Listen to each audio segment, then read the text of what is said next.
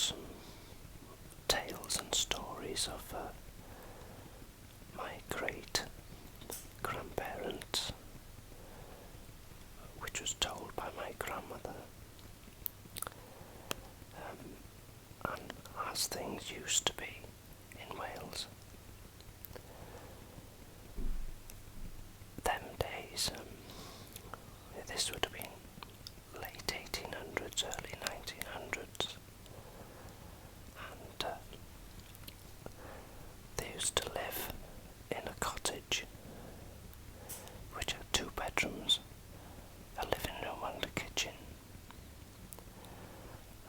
The floors downstairs were made of blue slate, which was obviously from the local quarry. There was no gas, no electric, nothing, no central heating and nothing like that. And they had a small backyard, which they had a little hut, which they kept 2 pigs in. And they used to say that 1 pig was to pay the rent, and the second pig was to feed them. So my great-grandfather worked in a slate quarry about 4 miles from where they lived, and he used to walk there every morning. Roughly he worked a 12-hour day, and this particular day he fell and some slate landed on top of him. So the men carried him home by order of the manager of the quarry, and he was in a mess, covered in blood, could hardly speak.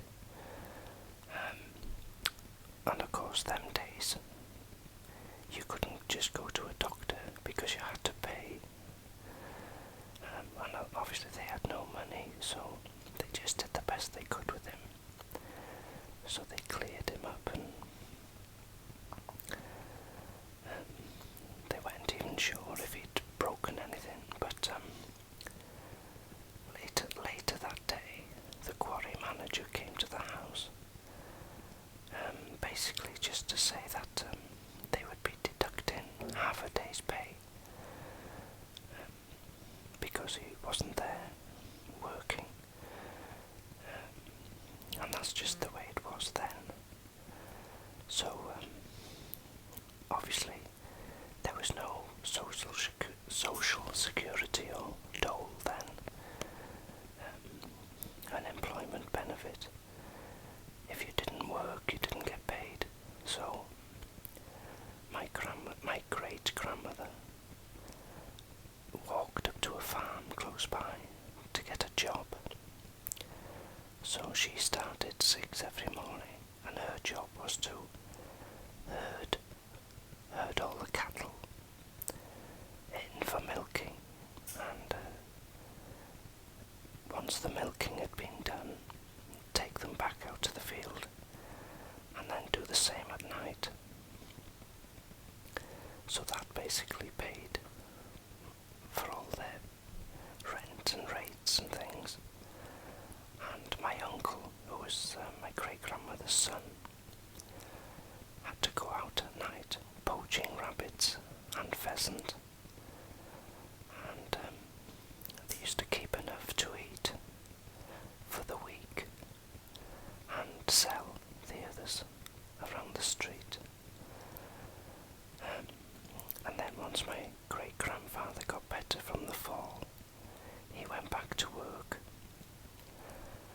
but he was only there just over a year when he fell, and the fall killed him, which was a big devastation to the family then. But it wasn't uncommon, and he went. The quarry wouldn't pay towards the funeral. The only donation they would give was was a piece of the slate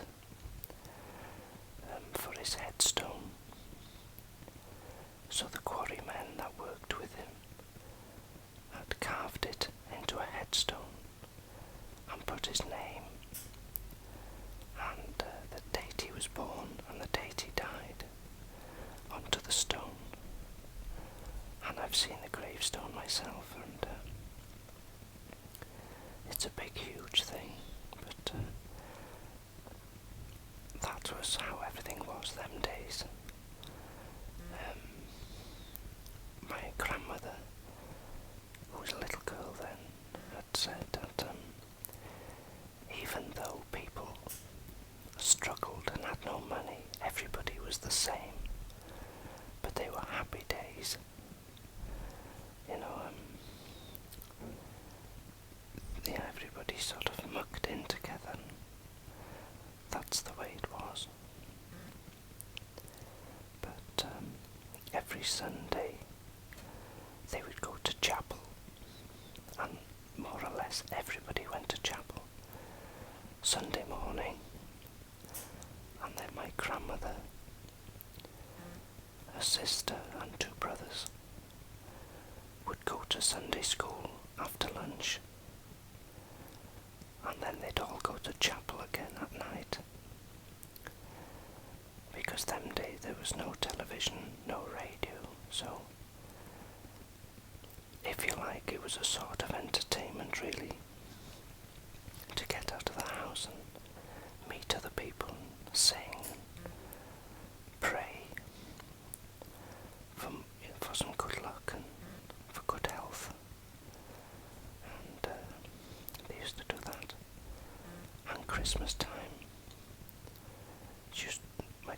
my great grandmother used to have a job in plucking turkeys and for a farmer. And if she did so many, they would get a turkey as payment. So they had a turkey for dinner on Christmas Day. Otherwise, if they could afford it, they would buy a chicken and have that, which was a treat for them then. But that's the way it was in Wales. You either worked on a farm as a labourer, worked in the copper mines, you worked in the slate quarries, or down in the coal mines. So it was a hard life, but they seemed to enjoy what they did. Obviously they had losses where my grandfather was killed, but they seemed to pull through. But that was the sort of life they led then.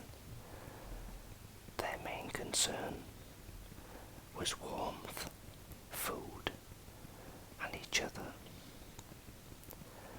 And to think of it now, to what we've got today, I think